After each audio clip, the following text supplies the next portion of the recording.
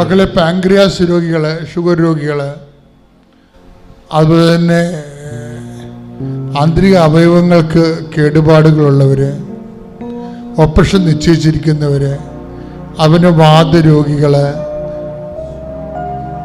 Epilepsy രോഗികൾ, fix വരുന്നവർ, autism രോഗികൾ, അവിടെ കുഞ്ഞുങ്ങൾക്ക് വേണ്ടി നിങ്ങൾ സർവാംഗം കൈകളെ വെച്ച് കൈകൾ പിണച്ച് ഹോൾ ബോഡി പരിശുദ്ധ അമ്മയുടെ മാധ്യസ്ഥത്തിൽ ഈശോയ്ക്ക് സമർപ്പിച്ചുകൊണ്ട് സൗഖ്യത്തിനായി സ്തുതിക്കട്ടെ.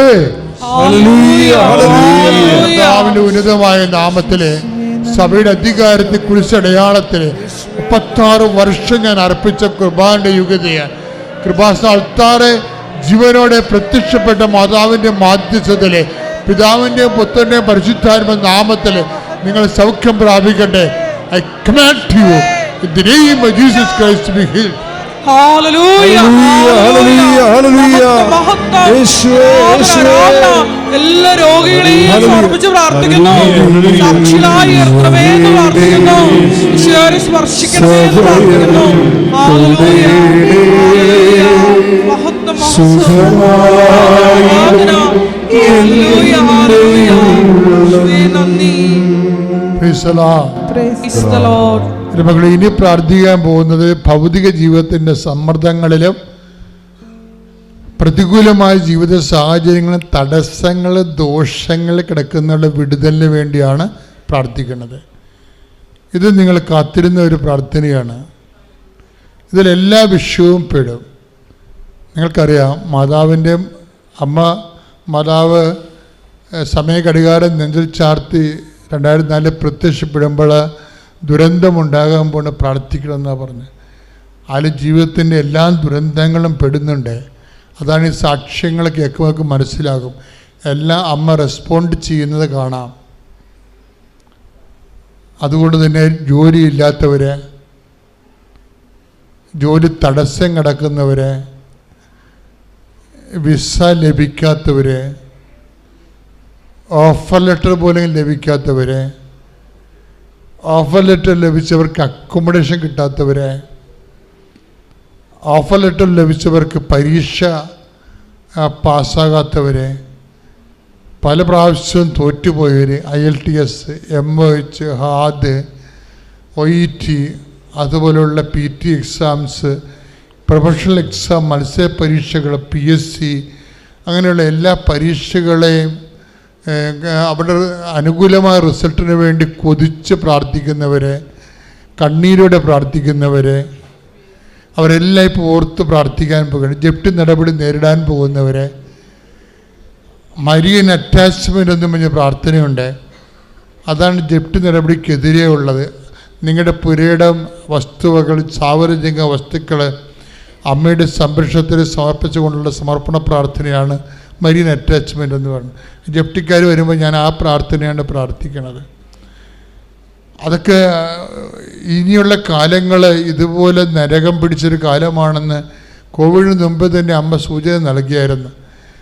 എത്രയോ മുമ്പേ നമ്മളോട് പറഞ്ഞു ദുരന്തമുണ്ടാകാൻ പോണ പ്രാർത്ഥിക്കണമെന്ന്. ദുരന്തം വന്നിട്ട് അഭയാർത്ഥികളെ പോലെ വീടും കൂടും വിറ്റ് ജനങ്ങൾ നാട് വിട്ടു പോയിക്കൊണ്ടിരിക്കുകയല്ലേ. നിങ്ങൾക്ക് തോന്നുന്നത് ജോലി തേടിപ്പോവുകയാണെന്ന്. അവിടെ പോകുന്നവർക്കെല്ലാം സുഖമാണെന്നാണ് നിങ്ങൾ ധരിക്കണത്. അവരോട് ചോദിക്കണ വിഷയം അറിയണമെന്നുണ്ടെങ്കിൽ അവർക്ക് സ്വന്തം ജീവിച്ച നാടും വീട്ടും നഷ്ടപ്പെട്ടു. അവിടെ തന്നെയാണെങ്കിൽ അവർക്ക് ജീവിക്കാൻ അവർ കാലാവസ്ഥയോട് വരെ പൊരുതേണ്ട ഒരവസ്ഥയാണ്. അപ്പം അങ്ങനെയുള്ള എല്ലാ സ്ഥലങ്ങളിലും വേദനിക്കുന്ന, ഓരോരോ രാജ്യങ്ങളിൽ വേദനിക്കുന്ന നമ്മൾ മക്കളുണ്ട്.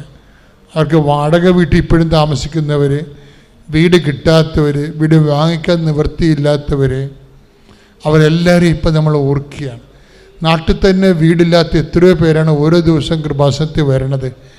അപ്പം ഞാൻ ചോദിക്കും സ്ഥലമുണ്ടെന്ന് ചോദിക്കും. അപ്പോൾ സ്ഥലമില്ലെന്നും അവർ പറയും. 10-18 വർഷമായിട്ട് വീട് സ്ഥലവുമില്ലാതെ ഈ രാജ്യത്ത് താമസിക്കണവർ. അപ്പം അങ്ങനെ എന്തെല്ലാം തരത്തിലാണ് അവർ ജീവിക്കണത്. അപ്പം അങ്ങനെയുള്ള സ്ഥലങ്ങളിൽ നിന്ന് ഒഴിഞ്ഞു മാറിപ്പോകാൻ വേണ്ടി ആഗ്രഹിക്കുന്നവരുണ്ട്. ഇപ്പോഴും താമസിക്കുന്ന സ്ഥലങ്ങളിൽ നിന്ന് ഒഴിഞ്ഞു മാറിപ്പോകാൻ. അപ്പം നമ്മളവർക്ക് അവിടെ ആൾക്കാരൊക്കെ വിട്ടു പോകാൻ പോവുകയാണ്, ഇവരുടെ സ്വാർത്ഥതയ്ക്ക് പോകാൻ പോകും. അങ്ങനെയല്ല, അവർക്കവിടെ ജീവിക്കാൻ പറ്റണില്ല. അതാണ് പ്രശ്നം. അവർക്കൊരു സമാധാനമില്ല അവിടെ താമസിച്ചിട്ട്. ഇപ്പം എൻ്റെ അടുത്താണ് വന്ന് പറയണമെങ്കിൽ ഞാൻ 24 മണിക്കൂറിനുള്ളിൽ അവരുടെ നിന്ന് മാറാനുള്ള സമയം എൻ്റെ മാതാവിൻ്റെ തിരുസന്നിധിയിൽ ആ പ്രത്യേക പ്രാർത്ഥന ചൊല്ലി അവരെ സഹായിക്കും. ചിലരോട് പറയും മക്കൾ മാറണ്ട, ഈ സാഹചര്യം ഇപ്പം മാറും, കുറച്ച് കഴിയുമ്പോൾ മാറും, ഇത്തിരി വെയിറ്റ് ചെയ്യാൻ പറയും. മാറണമെന്ന് എൻ്റെ മനസ്സ് പറഞ്ഞവരോട് ഞാൻ പറയും മാറാൻ ഉടനെ അമ്മ സഹായിക്കും, നിങ്ങൾ വിഷമിക്കേണ്ടെന്ന് പറയും.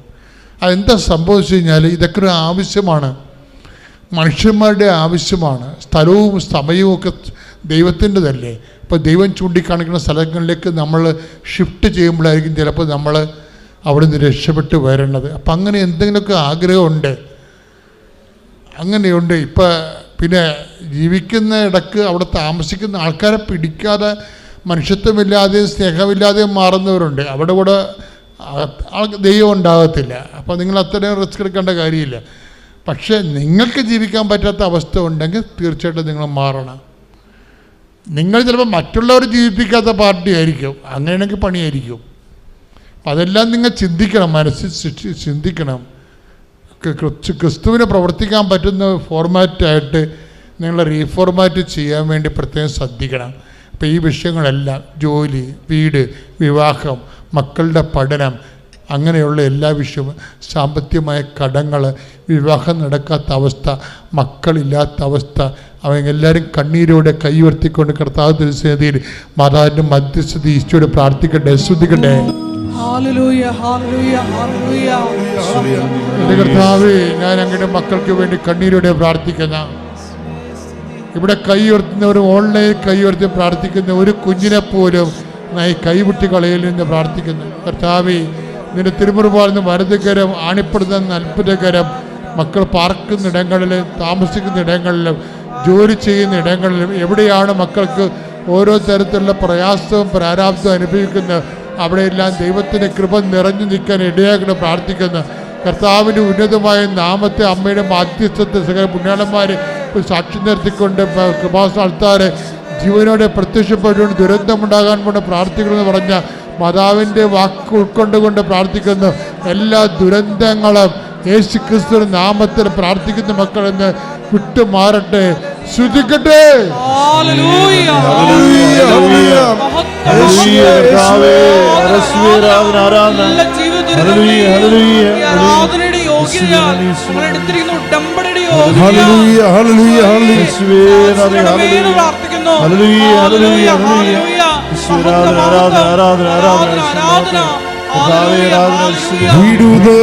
വിടുതലിനാത്മാവേ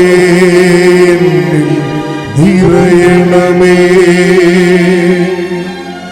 അഗ്നിതൻ അഭിഷേകമായി പടരണമേ. പരിശുദ്ധ പരമ ദിവ്യകാരുണ്യത്തിന്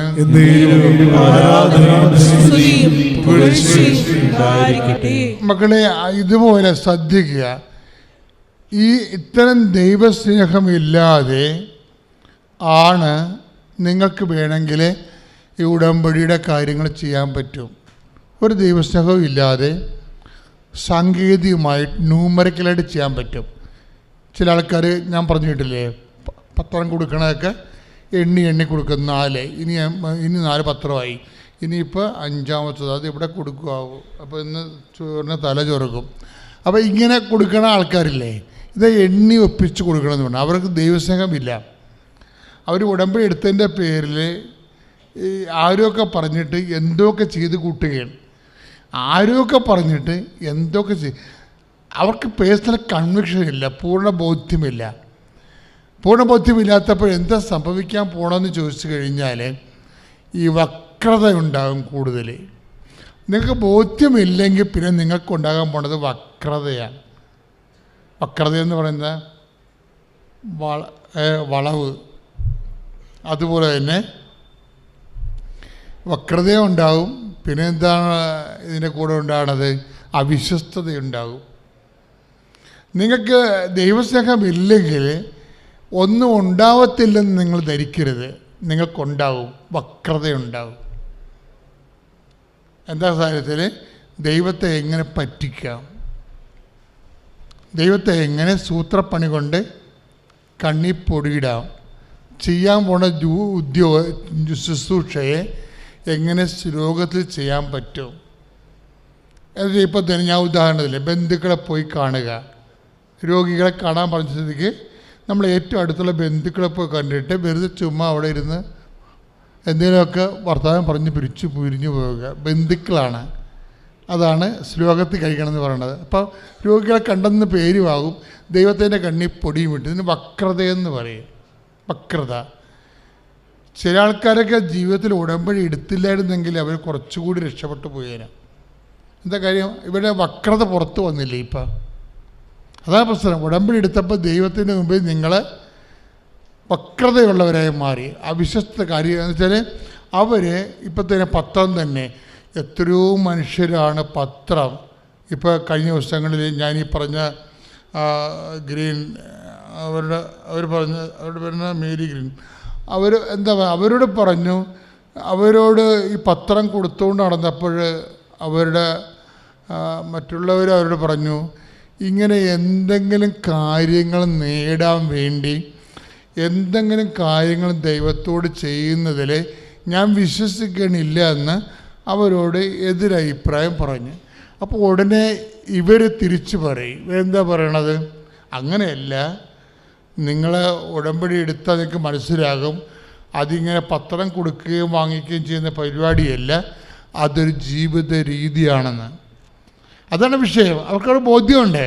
ഇപ്പം ആയുർവേദ ഡോക്ടറാണ്, അവർക്കാണ് ഈ 5ാം റാങ്ക് കിട്ടിയിരിക്കണേ. ഇപ്പോൾ 5ാം റാങ്ക് കിട്ടിയിട്ട് എന്ത് ചെയ്തറിയാമോ?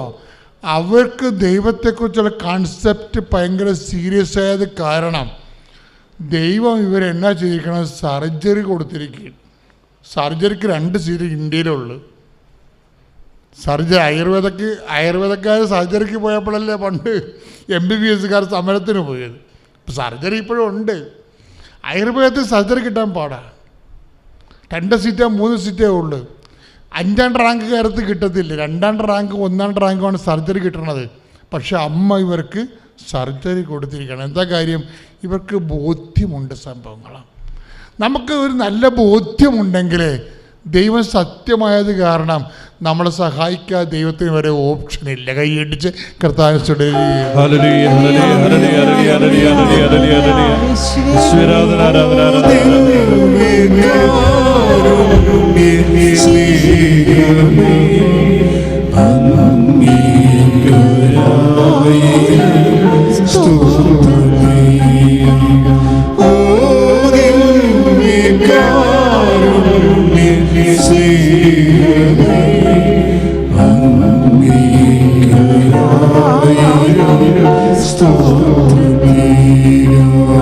നിയമാവർത്തനം 32:20 ശ്രുതിക്കട്ടെ. ഹല്ലേലൂയ.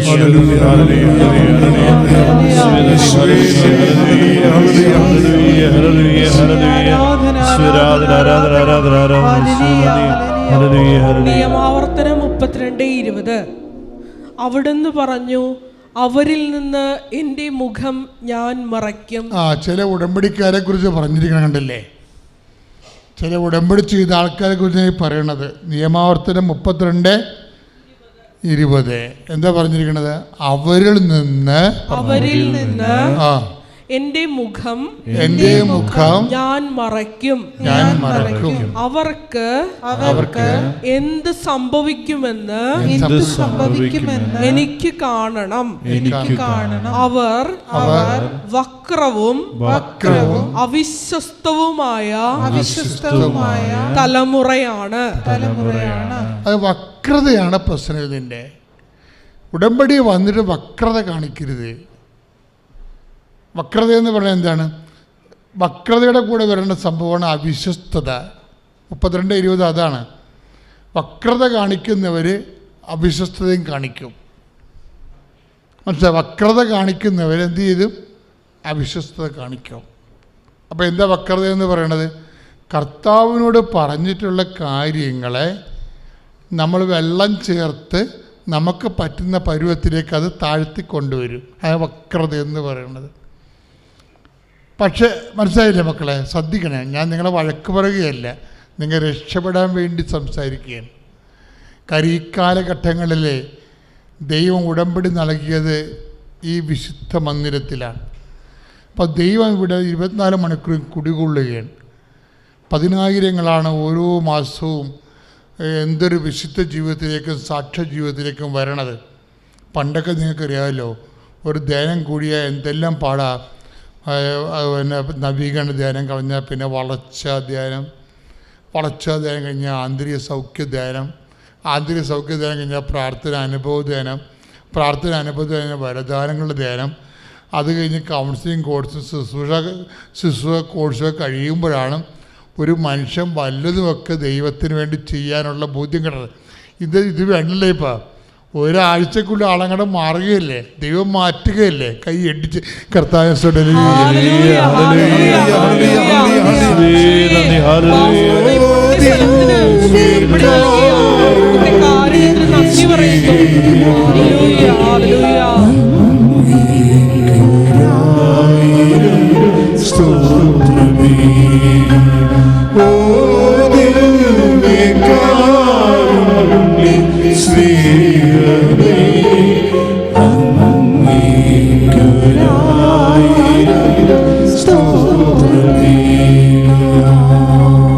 അച്ഛൻ പറയണത് മക്കൾ വഴക്കാട്ടെടുക്കരുത്, മറിച്ച് അബദ്ധങ്ങൾ നിങ്ങൾ സംഭവിക്കാതിരിക്കാൻ വേണ്ടി.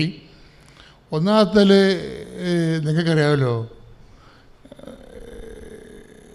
ഞാനിങ്ങനെ വന്നൊരു വഴിയെന്ന് പറയണത് സത്യസന്ധമായൊരു വഴിയാണ്. അച്ഛനായ കാലം മുതൽ എൻ്റെ അപ്പൻ ഈശോയാണ് ദൈവമെന്ന് എനിക്ക് പറഞ്ഞു തന്ന കാലം മുതൽ ഞാൻ ഈശോനെ ഫോളോ ചെയ്യുന്ന ഒരാളാണ്. ഇവിടം വരെ എത്തി നിൽക്കുമ്പോൾ എനിക്ക് മനസ്സിലായിട്ടുള്ള കാര്യങ്ങൾ, ആർക്കാണ് നമുക്ക് വക്രതയില്ലാതെ ഇതിൻ്റെ അകത്ത് ഇൻവെസ്റ്റ് ചെയ്യാൻ പറ്റുന്നത്, അവരോട് ദൈവം സത്യസന്ധനായതുകൊണ്ട് അതിൻ്റെ ആനുപാതികമായ റെസ്പോണ്ടിങ് ഉണ്ടാവും. യേശുവേ സ്തോത്രം, യേശുവേ നന്ദി, യേശുവേ സ്തുതി. Hallelujah, hallelujah. എൻ്റെ പേര് ഗീത. ഞാൻ തിരുവല്ല കല്ലുപ്പാറ എന്ന് പറയുന്ന സ്ഥലത്തു നിന്നാണ് വരുന്നത്. ഞാൻ 2018 ഉടമ്പടി എടുത്തത്. അന്ന് ഉടമ്പടി എടുത്തു. എനിക്ക് ഏറ്റവും വേണ്ടപ്പെട്ട ഒരു വ്യക്തിക്ക് വേണ്ടിയിട്ടായിരുന്നു. മാതാവ് അനുഗ്രഹിച്ചു, ആ കുടുംബത്തെ രക്ഷിച്ചു. പിന്നീട് എൻ്റെ മകളുടെ 2018 ഉടമ്പടി എടുത്തു. 2019 അതിൻ്റെ സാക്ഷ്യം പറഞ്ഞു. പിന്നീട് എൻ്റെ മൂത്ത മകൾ BSc നഴ്സിങ്ങിന് പഠിക്കുമായിരുന്നു. ഉള്ള 2021 OET പാസ്സായി, അതിനും സാക്ഷ്യം പറഞ്ഞു. ഇപ്പോൾ 1 വർഷം കഴിഞ്ഞു. ഉടമ്പടി പുതുക്കി, 2 ഉടമ്പടി പുതുക്കി. ഇതുവരെ ഞാൻ സാക്ഷ്യങ്ങളൊന്നും പറഞ്ഞില്ല. മോള് UK-യിൽ പോയി. ഇപ്പോൾ 1 വർഷമായി. 1 വർഷം കഴിഞ്ഞപ്പോൾ അവർക്ക് 1 മാസത്തെ അവധി കൊടുത്തു. അപ്പം അതിന് മുന്നായിട്ടൊരു വിവാഹത്തെക്കുറിച്ച് ചിന്തിച്ചു. അങ്ങനെ ഒരു ആലോചന വന്നു. അപ്പം സാമ്പത്തികമായിട്ട് ഒരുപാട് ബുദ്ധിമുട്ടുകളുണ്ട്. ഞാൻ ഒറ്റയ്ക്കാണ് മക്കളെ പഠിപ്പിച്ചതും വളർത്തിയതുമൊക്കെ. ഞാൻ സാധാരണ ഒരു വീട്ടുജോലി, രോഗി പരിചരണമായിരുന്നു എൻ്റെ ജോലി. അത് ചെയ്ത് 2 മക്കളെയും പഠിപ്പിച്ച് മൂത്തയാളെ UK-യിലും വിട്ടു. അമ്മയുടെ ഒരുപാട് അനുഗ്രഹം ആ കാര്യത്തിൽ ഉണ്ട്. എന്ന് വെച്ച് കഴിഞ്ഞാൽ ഞാൻ ഒരു 7ാം ക്ലാസ്സുകാരിയാണ്. എൻ്റെ മക്കളെ അത്രയും പഠിപ്പിക്കുവാൻ അമ്മ മാതാവ് എന്നെ അനുഗ്രഹിച്ചു. എൻ്റെ മോളുടെ കഴിവല്ല, അമ്മയുടെ കഴിവാണ്. എൻ്റെ കുഞ്ഞിനെ പരീക്ഷ എഴുതി പാസ്സാക്കി വിടുകയും പിന്നീട് കല്യാണം നടത്താൻ വേണ്ടിയിട്ട് എന്തോ ചെയ്യും. 1 ഗ്രാം സ്വർണം പോലും എൻ്റെ കൈവശത്തുണ്ടായിരുന്നില്ല. എന്തോ ചെയ്യും. പിന്നെ ഞങ്ങൾക്കൊരു വീടില്ലായിരുന്നു. അപ്പോൾ മോള് NRI ലോൺ എടുത്തു വീട് വാങ്ങിക്കുവാൻ വേണ്ടിയിട്ടുള്ള ശ്രമങ്ങളൊക്കെ നടത്തി. അതിന് ഞാനായിരുന്നു, എനിക്ക് പവർ ഓഫ് അറ്റോർണി ചെയ്യേണ്ടി വന്നു. അങ്ങനെ എല്ലാത്തിനും ഓടി നടന്നു. ഒത്തിരി തടസ്സങ്ങളുണ്ടായിരുന്നു ഈ ലോൺ പാസ്സായി കിട്ടാൻ വേണ്ടിയിട്ട്. അപ്പോൾ അങ്ങനെ എനിക്കറിയാവുന്ന ഞങ്ങളുടെ അകന്നൊരു ബന്ധുവാണ്, പുള്ളിക്കാരൻ വന്നു പറഞ്ഞു, ചേച്ചി വീട് സ്ഥലവും നോക്കുന്നുണ്ടെങ്കിൽ എൻ്റെത് എടുക്ക്, എനിക്കും ഒരു സഹായമാകും, നിങ്ങൾക്കും ഒരു വീടാകുമല്ലോ.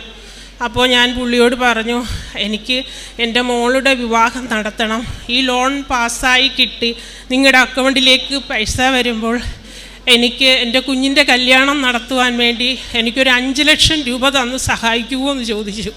അപ്പോൾ അതിനു മുമ്പ് ഞാനിവിടെ വന്നു മാതാവിന് ഉടമ്പടി വെച്ചിട്ടുണ്ടായിരുന്നു, എൻ്റെ കുഞ്ഞിൻ്റെ കല്യാണം ഭംഗിയായി നടത്തി തരണം. കാനായിലെ കല്യാണ കുടുംബത്തിൻ്റെ അഭിമാനം രക്ഷിച്ച അമ്മ എൻ്റെ മകളുടെ വിവാഹം നടത്തിത്തരണം, ഭംഗിയായി നടത്തിത്തരണം. കാലാവസ്ഥയാണെങ്കിൽ വളരെയധികം മോശം, മഴയും കാറ്റും തന്നെ. അങ്ങനെ എന്തായാലും ആ പുള്ളിക്കാരൻ അത് സമ്മതിച്ചു. ലോണുകളൊക്കെ പാസ്സായി കിട്ടാൻ ഇച്ചിരി പാടായിരുന്നു, എല്ലാം പുറകെ ഓടി നടക്കണമായിരുന്നു. എവിടെ പോയാലും ഉപ്പ് കൊണ്ടുപോകുമായിരുന്നു, പത്രം കൊണ്ടുപോകുമായിരുന്നു. അപ്പം ഞാനിങ്ങനെ ജോലി ചെയ്തുകൊണ്ടിരിക്കുന്ന ആ സമയങ്ങളിലാണ് സമയം ഉണ്ടാക്കി ഈ കാര്യങ്ങൾക്കൊക്കെ പോകേണ്ടത്. കൂട്ടത്തിൽ പത്രവും എടുക്കും, ഉപ്പും എടുക്കും. കാണുന്ന ഉദ്യോഗസ്ഥന്മാരുടെ മേശയുടെ അടിയിൽ ആ ഉപ്പിച്ചിരി ഇടുകയും ആ പേപ്പർ കൈ പിടിക്കുകയും മാതാവിൻ്റെ ലോക്കറ്റ് കൈ പിടിക്കുകയൊക്കെ ചെയ്ത് പ്രാർത്ഥിച്ചുകൊണ്ടാണ്. എന്തായാലും ഒരുപാട് ഓടി നടക്കാതെ എല്ലാ കാര്യങ്ങളും എല്ലാ ഉദ്യോഗസ്ഥരും സാധിച്ചു തന്നു. ലോൺ പാസ്സായി. എൻ്റെ കുഞ്ഞിൻ്റെ കല്യാണം നടത്താൻ വേണ്ടിയിട്ട് അപ്പോൾ ആധാരം എഴുതാനുള്ള പൈസയും നമ്മൾ കണ്ടെത്തണമായിരുന്നു, അതിനും ഇല്ലായിരുന്നു. അങ്ങനെ മൊത്തത്തിൽ 13 ലക്ഷം രൂപ എനിക്ക് അങ്ങേരുടെ ബാങ്കിൽ നിന്ന് അക്കൗണ്ടിലേക്ക് പൈസ വീണപ്പോൾ എനിക്ക് തന്നു, സഹായിച്ചു. ആധാരം എഴുതാനുള്ള പൈസയും വിവാഹം നടത്താനുള്ള പൈസയും അങ്ങനെ എല്ലാം കൂടി എനിക്ക് പുള്ളിക്കാരൻ 8 ലക്ഷം രൂപ തന്നു. കൂടാതെ എനിക്ക് ഏറ്റവും വേണ്ടപ്പെട്ട, ഞാൻ ജോലി ചെയ്യുവാണെന്ന് പറഞ്ഞാലും അത് ജോലി ചെയ്യുന്ന വീടല്ല, എൻ്റെ വീടാണ്. അവിടെ പുള്ളിക്കാരത്തിയും 2 കുഞ്ഞുങ്ങളും മാത്രമേ ഉള്ളൂ. ഒരു കൊച്ചു പെണ്ണാണ്. അത് ചെന്നൈയിൽ ജോലിക്ക് പോകുമ്പോൾ ഈ 2 മക്കളെ ഞാൻ നോക്കണം, വീട്ടിലെ ജോലി ചെയ്യണം. അങ്ങനെ ആ അമ്മയ്ക്കും മക്കൾക്കും ഞാൻ മാത്രമേ ഉള്ളൂ, പിന്നെ മാതാവും. അങ്ങനെ എന്തായാലും അവരുടെ സപ്പോർട്ടും സഹായവും കൂടാതെ ഈ രാജേഷ് എന്ന് പറയുന്ന അങ്ങേരും ഈ പൈസ തന്നു സഹായിച്ചു. കല്യാണം ഭംഗിയായിട്ട് മാതാവ് വലത്തെ സൈഡിൽ നിന്നും ഈ റിസപ്ഷൻ നടത്തിയ സ്റ്റേജിലും മാതാവിൻ്റെ രൂപവും ഫോട്ടോവും ഞാൻ കൊണ്ടുവച്ചിട്ടുണ്ടായിരുന്നു. അങ്ങനെ മാതാവ് ആണിത് നടത്തി തന്നത്, അല്ലാതെ എൻ്റെയോ എൻ്റെ മക്കളുടെയോ മിടുക്കല്ല. അമ്മ നടത്തി തന്നു. ആരും ആൺ സഹായവും സഹോദരങ്ങളുടെ സഹായവും ഒന്നുമില്ലാതെ അമ്മ മാതാവ് ഇത് നടത്തി തന്നു. പിന്നെ എൻ്റെ ചേച്ചി രണ്ടാമത്തേന്ന് പറഞ്ഞാൽ എൻ്റെ അതേപോലെ മരുമോന് പെട്ടെന്ന് തന്നെ വിസയും ടിക്കറ്റും കിട്ടാൻ വേണ്ടിയിട്ട് ഉടമ്പടിയിൽ വെച്ചിട്ടുണ്ടായിരുന്നു. അതും കിട്ടി. ഈ അടുത്ത മാസം കൊച്ചൻ കയറി പോവുകയാണ്. പിന്നീട് രണ്ടാമത്തേന്ന് പറഞ്ഞാൽ എൻ്റെ ചേച്ചിയുടെ വീട് പണി 4 വർഷം ആയിട്ട് മുടങ്ങിക്കിടക്കുമായിരുന്നു. പ്രളയത്തിന് കിട്ടിയ വീടാണ്. 4 ലക്ഷം രൂപയ്ക്ക് ആ വീട് പണി തീരുന്നില്ലായിരുന്നു. വാർത്തിട്ട് കട്ടളയും കതകും സെക്കൻഡ് ഹാൻഡ് പിടിപ്പിച്ചത് അതെല്ലാം നശിച്ചു പോയി. വീട് ചോരാൻ തുടങ്ങി. എനിക്കൊരു പഴയ വീടുണ്ട്, അവിടെയാണ് ഇവർ താമസിക്കുന്നുണ്ട്. അതൊന്ന് വിൽക്കാനോ ഒന്നിനും സാധിക്കാത്തൊരവസ്ഥയായിരുന്നു. അങ്ങനെ ഞാൻ മാതാവിന് ഇവിടെ വന്ന് ഉടമ്പടി പുതുക്കിയപ്പോൾ അത് 1ാമത്തേന് വെച്ചു. അങ്ങനെ അവരുടെ ഈ 3 മാസം തികയുന്നതിന് മുമ്പ് തന്നെ ആ വീട് പണി പൂർത്തിയാക്കി ജനുവരി 1 അവരെ അവിടെ താമസിപ്പിക്കുവാൻ മാതാവ് സഹായിച്ചു. മാതാവിൻ്റെ ഉപ്പും എണ്ണയും എല്ലാം കൂടി മിക്സ് ചെയ്ത് കലക്കി ആ വീടിന് ചുറ്റും തളിച്ചു. ചുറ്റിനും ജപമാല ചൊല്ലി പ്രാർത്ഥിച്ചു. അങ്ങനെ എന്തായാലും അമ്മ മാതാവ് ആ വീടിൻ്റെ പണി വളരെ ഭംഗിയായി തീർത്തു. ആ കുടുംബത്തെ അവിടെ താമസിപ്പിക്കുവാൻ സാധിച്ചു. പിന്നീട് ആ ചേച്ചിയുടെ മൂത്ത മകൻ ലഹരിക്ക് അടിമയായിരുന്നു. അതായത് 10ാം ക്ലാസ് തൊട്ട് തുടങ്ങിയതാണ്. 10ാം ക്ലാസ് ആയപ്പോൾ കൂട്ടുകെട്ടൊക്കെ വന്നു, അവൻ അതിൽ അടിമയായിപ്പോയി.